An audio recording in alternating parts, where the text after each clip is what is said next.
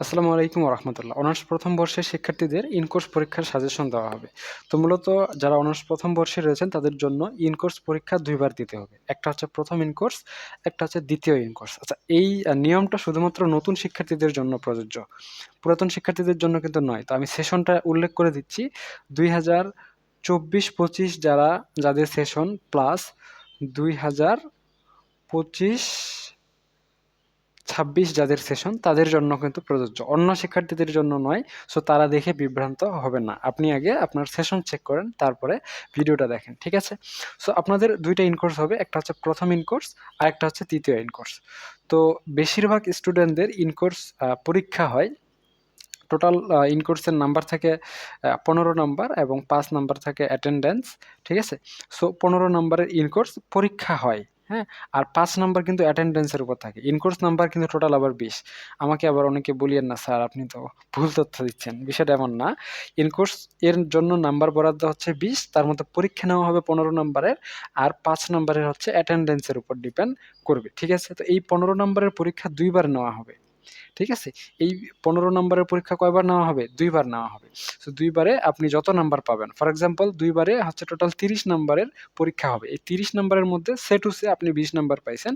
অর্থাৎ যত নাম্বার পাবেন প্রত্যেক নাম্বারকে 2 ভাগ করে দিয়ে হচ্ছে 10 নাম্বার, এটাই আপনার ইনকোর্সের মনে করেন হিসাবে যোগ হবে। প্লাস অ্যাটেন্ডেন্সের জন্য আপনি যত পাবেন, ফর এক্সাম্পল 3 পেলে এই 13 নাম্বার আপনার ইনকোর্সে গ্রহণযোগ্য হবে, ঠিক আছে? এখন ইনকোর্স পরীক্ষার জন্য কি পড়বেন? সাধারণ সিলেবাস, জাতীয় বিশ্ববিদ্যালয় নির্দেশিত সাধারণ সিলেবাস হচ্ছে আপনি প্রথম ইনকোর্সে, ফার্স্ট ইনকোর্সে বইয়ের 50% পড়বেন প্রথম অর্ধেক অংশ, এবং দ্বিতীয় ইনকোর্সে বইয়ের পরবর্তী 50% পড়বেন। এটাই জেনারেল নিয়ম, এটাই পড়া আপনাদের জন্য ভালো হবে। এখন ইনকোর্স পরীক্ষা প্রত্যেকটা কলেজে আলাদা আলাদা সিলেবাসে হয়, অর্থাৎ প্রত্যেকটা কলেজ নিজস্ব সিলেবাসে পরীক্ষা নিয়ে থাকে, কিন্তু বইয়ের প্রথম অর্ধেক অংশের মধ্যেই পরীক্ষা নেবে এবং পরবর্তী ইনকোর্সে পরবর্তী অর্ধেক অংশের মধ্যে পরীক্ষা নেবে। ফর এক্সাম্পল একটা বইয়ে 10টা চ্যাপ্টার, তাহলে প্রথম ইনকোর্সে প্রথম 5টা চ্যাপ্টারের মধ্যে কোয়েশ্চেন করা হবে, পরবর্তী ইনকোর্সে মানে দ্বিতীয় ইনকোর্সে পরবর্তী 5টা চ্যাপ্টারে পরীক্ষা নেওয়া হবে। এখন যদি বইয়ে 7টা চ্যাপ্টার হয় তখন কি হবে? যদি বইয়ে 7টা চ্যাপ্টার হয় তাহলে প্রথম ইনকোর্সে 3টা অথবা 4টা চ্যাপ্টারের উপর প্রশ্ন করা হবে, দ্বিতীয় ইনকোর্সে 3টা অথবা 4টা চ্যাপ্টারের উপর প্রশ্ন করা হবে। অর্থাৎ প্রথম ইনকোর্সে যদি 3টা চ্যাপ্টারের উপর প্রশ্ন করা হয়, দ্বিতীয় ইনকোর্সে 4টা চ্যাপ্টারের উপর প্রশ্ন করা হবে, আর প্রথম ইনকোর্সে যদি 4টা চ্যাপ্টারের উপর প্রশ্ন করা হয়, দ্বিতীয় ইনকোর্সে 3টা চ্যাপ্টারের উপর প্রশ্ন করা হবে। সো এভাবেই মূলত রয়েছে। এখন এই যে আপনার মনে করেন ইনকোর্স পরীক্ষাগুলো রয়েছে, তো আপনার 50% হিসাবে হবে। এখন অনেকেরই প্রশ্ন, যদি ইনকোর্স পরীক্ষা আমি না দিই তাহলে কি হবে? যদি ইনকোর্স পরীক্ষায় আপনি নাম্বার না পান, ইনকোর্স পরীক্ষায় যদি আপনি 20-এর মধ্যে 8 নাম্বার না পান বা 8-এর কম পান, সেক্ষেত্রে আপনি ফাইনাল পরীক্ষা দিতে পারবেন না। এটাই হচ্ছে নিয়ম। এখন অনেক কলেজেই পরীক্ষা না দিয়েও নাম্বার দিয়ে দেয়, ঠিক আছে? বা ইনকোর্স পরীক্ষা যদি কোনো কারণে মিস করতে হয় আপনাকে, বা আপনি অনুপস্থিত থাকেন কোনো কারণে, তাহলে তো নাম্বার পাবেন না। তো কি করবেন? ইনকোর্স পরীক্ষা মিস করলে আপনাদের জন্য সাপ্লিমেন্ট পরীক্ষা নেওয়া হয়। ইনকোর্স পরীক্ষার পরিবর্তে সাপ্লিমেন্ট পরীক্ষা নেওয়া হয়। কিন্তু সাপ্লিমেন্ট পরীক্ষার আবার বৈশিষ্ট্য হচ্ছে যে ইনকোর্স পরীক্ষায় যদি আপনি ভালো লিখতেন, মনে করেন 15 নাম্বারের মধ্যে খুবই ভালো লিখেছেন, 15 পাওয়ার মতোই লিখেছেন, তাহলে আপনাকে 15 নাম্বার দেওয়া হবে। কিন্তু সাপ্লিমেন্ট পরীক্ষায় 15-র মধ্যে 15 দেওয়া হবে না, স্যারেরা এখানে নাম্বার কম করে দেয়, ঠিক আছে? মনে করেন 15 লেখার মতো নাম্বার পাইলেও আপনাকে 10 নাম্বার দিয়ে দিবে। এটা স্যারের মেন্টালিটির উপর ডিপেন্ড করে। সাধারণত 15-র মধ্যে 15 দেয় না। তো সাপ্লিমেন্ট পরীক্ষাগুলোতে এভাবেই আপনাদের নাম্বারগুলো দেওয়া হয়। এতটুকু পর্যন্ত ক্লিয়ার। এখন অনেকেরই প্রশ্ন হচ্ছে, স্যার আমার ইনকোর্স পরীক্ষা তো হচ্ছে 50 নাম্বারের হয়, তাহলে আমার নম্বর কত দিবে? দেখেন, এই 50 নাম্বারটাকেই হচ্ছে 15 ইউনিটে ভাগ করা হবে। অর্থাৎ এটাকে 15 দিয়ে ভাগ করে যত আসে সেই হিসেবে অত নাম্বারে আপনাকে হিসাব করা হবে। বুঝতে পেরেছেন? সে টু সে যদি আপনার ইনকোর্স পরীক্ষা 50 মার্কের হয়, এইটা সাধারণত হয় না। কিছু, কিছু কলেজ এমন করে 50 মার্কের পরীক্ষা দিয়ে দেয়। তো 50 মার্কের পরীক্ষা আপনার হইছে। সো এটাকে আপনি 15 দিয়ে ভাগ করেন, তাহলে 3.33 আসছে। এই যে 3.33 আসছে, আপনি 50 এর মধ্যে সে টু সে 40 নাম্বার পাইছেন। তাহলে আপনি কত নাম্বার হবে? এই যে 3.33 নাম্বার আপনার আসলো না?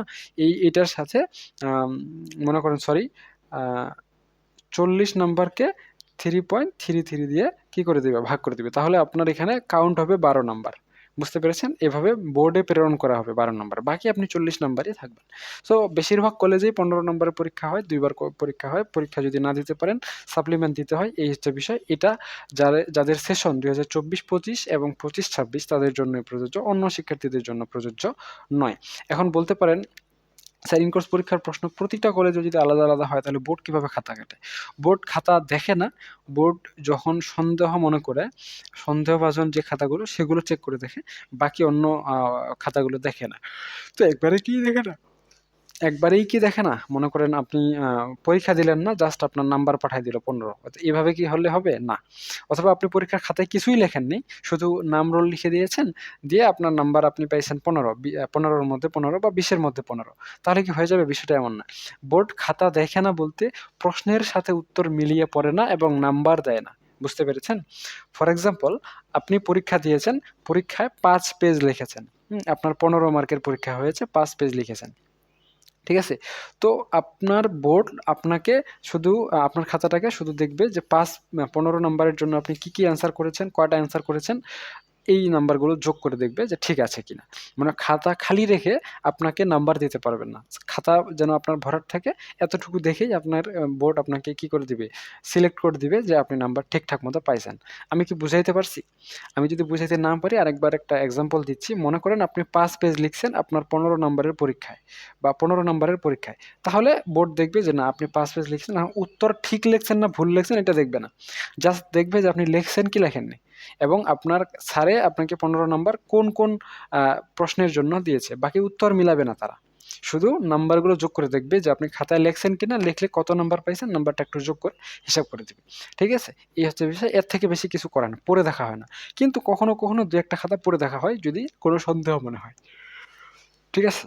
তো এই হচ্ছে বিষয়। আশা করা যায় আপনারা এই বিষয়ে বুঝতে পেরেছেন। আরো যদি আপনাদের ইন কোর্স পরীক্ষা সম্পর্কে বিস্তারিত তথ্য প্রয়োজন হয় তাহলে আমাকে কমেন্ট সেকশনে জানাতে পারেন। আমি কমেন্টে আরো পুনরায় ব্যাখ্যা আপনাদের দিয়ে দিব। আজকে এ পর্যন্তই।